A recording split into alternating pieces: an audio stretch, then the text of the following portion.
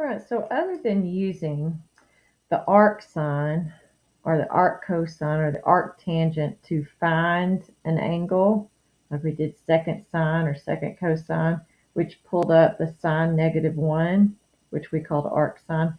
We didn't really use it for anything else. And we really probably won't this year either, but this is just one of the things that kind of got left out since we had to leave a little abruptly last year. So I just want to go ahead and go over the graph of arcsin. Now, arcsin, it says, is only defined when the domain is between -1 and 1. So let me try to explain that real quick and why that's happening. So let's go back to just y equals sine x graph. I'm going to go over real quickly a table of values for that. I'm just going to put some down. I'm probably going to list quite a few. I'm going to do -2 pi, -3 pi halves,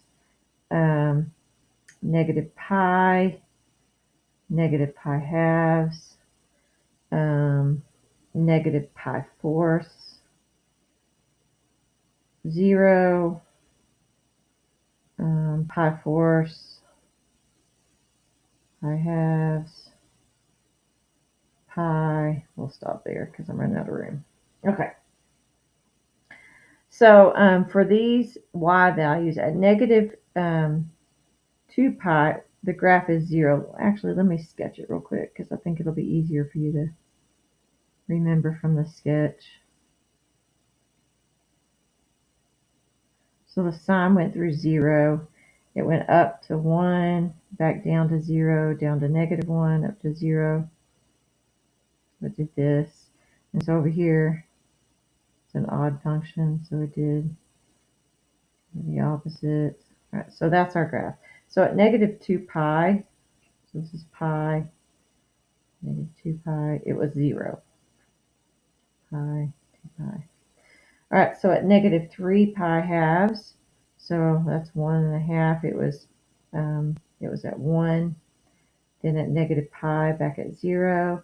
At negative pi halves, it was -1. Okay, at negative pi fourths, that one was the square root of 2 over 2 negative, or negative 0.7. And then 0 was 0. And then positive pi fourths was positive 0.7. And then pi halves was positive 1. And pi was back at 0. Now, I want you to look at these y values because we know that arcsin, or the inverse sine, the inverse function means we got to switch these x's and y's. And if we switch the x's and y's, we know the x's are not supposed to repeat if it's a function. Well, you can see that these values repeat. And so what they decided was, well, if I limit my domain between -1 and 1, then I can make sure that this thing doesn't repeat itself. And so what we're going to end up using are these y values right here, which go from -1 to 1, and those are going to become my x values. So over here for arcsin, we're just going to switch those out. So we have -1, -0.7, 0.7, and 1. And so we have negative pi halves, negative pi fourths, 0, pi fourths, and pi halves. Okay, so on our graph over here, I'm going to go, let's see, that's as far down as we can go. So we're going to call this negative pi halves. This is the lowest y value. And we'll go up to pi halves here. And that makes this pi units. Okay, and you notice our x's are just going from -1 to 1. Okay, so let's plot these points here. We've got -1, negative pi halves. Then we've got negative 0.7, which is going to be right around in here, negative pi fourths, which is about halfway down. And then we've got 0, 0. Then we've got 0.7 positive pi fourths, and then 1 pi halves.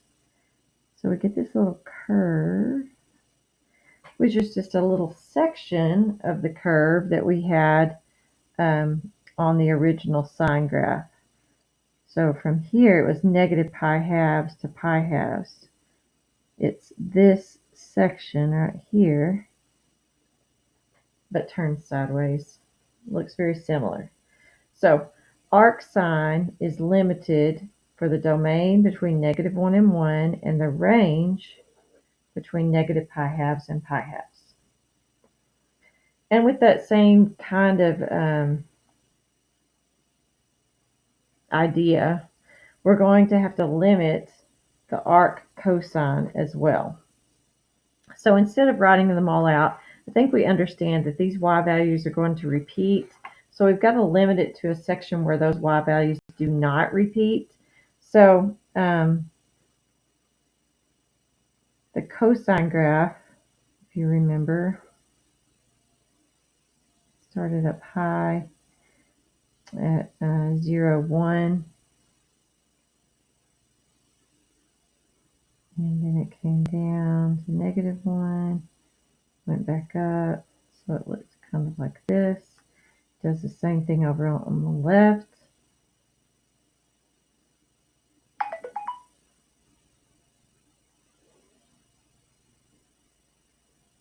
Okay, so the section that we're going to use to look at for our arcsine, domains between negative 1, the range values between 0 and pi. So if you remember here, we've got 0, I'll put pi fourths, pi halves, 3 pi,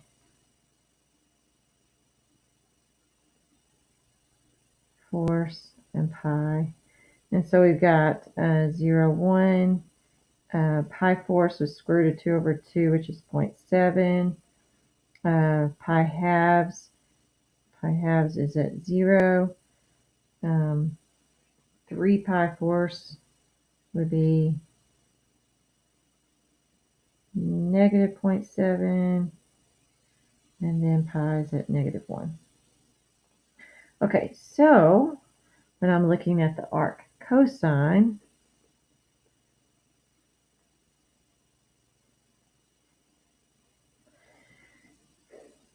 I'm going to take those values and switch them around.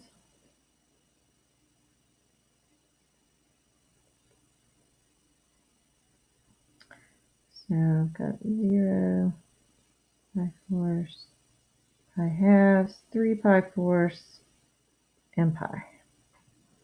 All right, so let's try plotting those points. So same idea. Here's pi halves. This would be pi.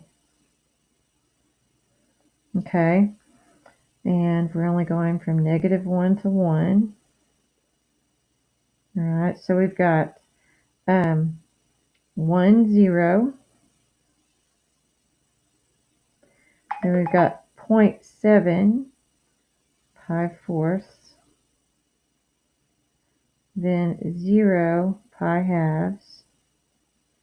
And then we've got negative 0.7, 3 pi fourths. And then negative 1 pi. So it makes this little section of the curve, which is over here from 0 to pi, this section.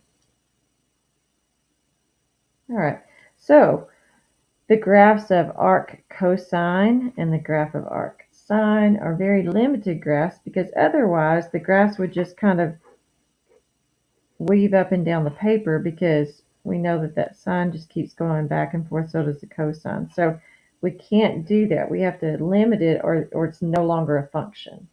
So that's why we limit it to these sections.